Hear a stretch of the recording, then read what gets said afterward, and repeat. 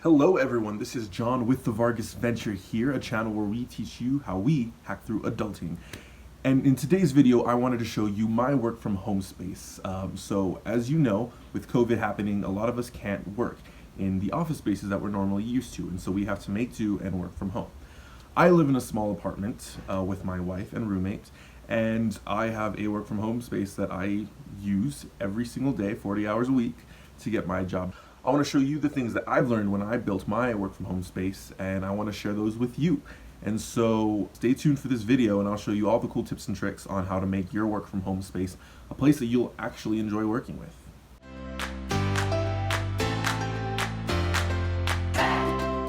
Okay guys, so one of the biggest challenges when creating a work from home space is the actual space portion. I don't live in a mansion, I live in an apartment, and so finding a place to actually put a desk and create a place where I can be productive was a little bit of a challenge, but I'm going to show you guys just how I maximized my space. So my work from home space is in the corner of the living room. So we have our TV over here and my desk, a office space to make even the richest of CEOs jealous. So the first piece in making sure your work from home space is optimal for productivity is making sure you have the right tools. So as you'll notice from my desk, I have a extra monitor, that way I can see all of my work on a bigger screen. I have all the chargers that I need. I have a place to put trays. You'll see sticky notes everywhere. I have, a wall that has some very important information for my productivity. And so make sure that you have everything you need to make sure you can do your job perfect and well. So that is the first tip. It's better to have and not need than need and not have. I don't know if that applies, but just have it. You want it, you need it, get it. Now, one of the biggest issues that I have is I don't have a lot of space to have this sprawling office environment type thing. So I have a small desk, and what I do to optimize my space is I use a tray that's originally used for an iPad to hold some of my paperwork. I have things on the wall to hold important information. I have, my notebook. I have a stool that I use for extra space that's all close and compact. And I use the bottom drawer to hold all of my other miscellaneous items. That way the top of my desk is nice and organized, and I still have access to all of the different things that I need. So here is a cool wall decorating hack. So these are actually trivets that I got from IKEA, and we just added some command strips on them and made them some cool circular office corkboards. So now I can use it as a way to put important information, or even add some decorations. Just something to make it better than looking at a bland wall. I also have my trusty notebook that I use. Now this is a really cool notebook. It's called the Tool, T-U-L, not tool as in tool bag, but T-U-L notebook that I got from Office Depot. It's got a lot of cool features, and maybe one day I'll go into depth on how cool this notebook is, but this is the notebook that I use to take notes on all my to-do lists and stuff for work. In this corner here, I keep a long notepad sticky note that I can write notes and attach where needed, my phone, and a water bottle, which having this on your desk is just one of the few tips that we have on our Instagram page. Helps you be a better water drinker. So go to our Instagram and follow us for more tips and tricks and stuff that we think can help you. For books that I don't necessarily need access to right away, and a little iPad stand. So I'll usually leave my iPad if I'm playing music here, or I'll just make some room up here, move my water bottle over, and just have my iPad rest here if I want to watch a video and have 3 screens to look at. So this little stand here just makes it easier to put things away. That way I have more room on my desk to focus on the things that matter and need to be done right away. So this is going to give me access to all those miscellaneous tools that I have. So I've got all my highlighters, pens, that sort of thing, thumbtacks for my corkboard thing that I have going on here. I have sticky notes to take notes, other cards to write letters.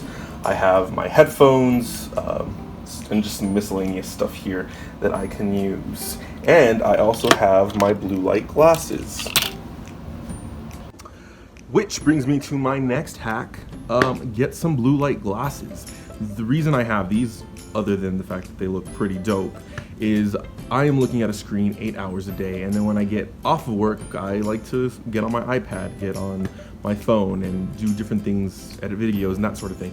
And so I'm looking at a screen a lot, and so I wear these glasses to help prevent myself from getting blue light overload, which isn't an exact scientific term, but basically I get headaches at like 3, so this helps keep me from getting headaches. Also, wearing them while you're using your devices at night helps you be better at producing whatever sleep hormone it is, because when you're on your tablet, those blue lights keep you from being able to produce the stuff that you need to get to sleep. And so by wearing these right before I go to bed, when I get on my iPad, helps a little bit. You shouldn't be using technology at least an hour before you go to bed, but that's just not how it is for the most of us. And so this is a great way to, help with that blue light strain. Also, they look dope. So now you know some of the other tips. Don't worry, I have many more tips. So let me go ahead and get into them. Another tip that will help you when it comes to working from home is when your work is done, you stop working, okay?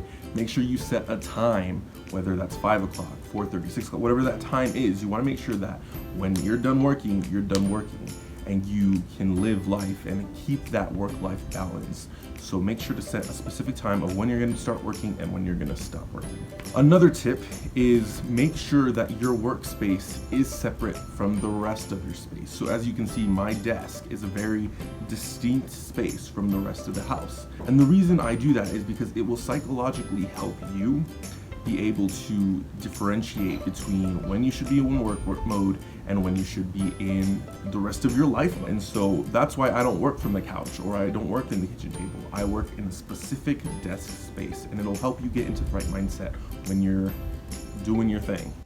Some other tips when making a work from home space: make sure you are close to an outlet so you can have everything charging. Last thing you want is to be running midway through a Zoom meeting looking for a charger. You're gonna look like a fool. Don't do that. One tip that I also do is I make sure to not be in a position where I can look at the TV. This is super important, especially if you have kids or roommates, is because if their TV's on and you're looking right at it, it's gonna be a huge distraction for you, and that's gonna be 35, 40, an hour of time that you're gonna be wasting being distracted on the TV. Another cool and probably very important tip is if you're living with people, you need to make sure you communicate effectively as to what you're doing and when. So when I have a meeting, I let my wife know, hey, I have a meeting that's gonna last about half an hour, just be cognizant of that. And that just lets her know what she needs to do and not do, so I can avoid having distractions on my meetings. And so communicate with your roommates, communicate with your spouse, your children if you have any. That way your work day can run a lot more smoothly than otherwise. Now, not all of us have desks, and they sometimes aren't cheap. I luckily was able to get one from my wife, who she had previously when she bought it from IKEA. IKEA has pretty cheap desks, but if you don't have space for a desk, then use a table, a section of your dining table. But what I highly recommend doing is separating your space. So that space that you're gonna use on the dining table, make sure that's gonna be your workspace. So when you leave that space, you can get into the right mindset of, this is the workspace, this is the rest of my life space. And so this kind of ties back to that other tip of separating your spaces. And so yeah, it's not ideal if you don't have something. I would recommend getting a desk if you possibly can. It doesn't have to be too big. Just be, a foldable table that you have in your garage. Having that space separate is super important and will definitely help you stay productive during your work hours. Another bonus tip is wear headphones and listen to music that will help you focus. There can be a lot of distractions going on in the background, and so the best thing to help curb those distractions is by just sticking in some headphones and focusing. And so one thing that I really like to do is set out an hour block of just pure productivity. And so if there's a project that I'm working on or something that just requires a lot of tedious focus, then I'll plug in some headphones, listen to some music, and just go for it. And it helps me a ton.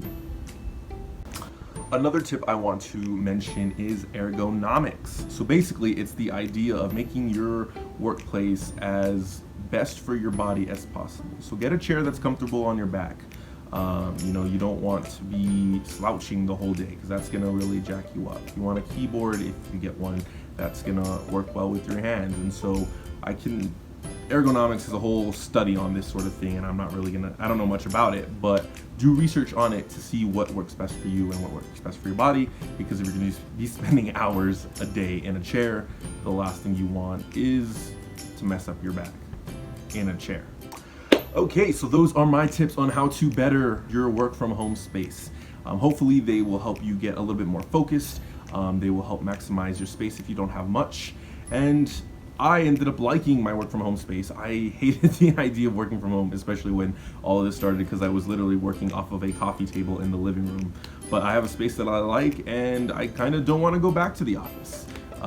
There are perks from working from home, and having a space that you can be productive in and enjoy is super important. So comment below and share ideas and tips on how you increase your productivity when working from home.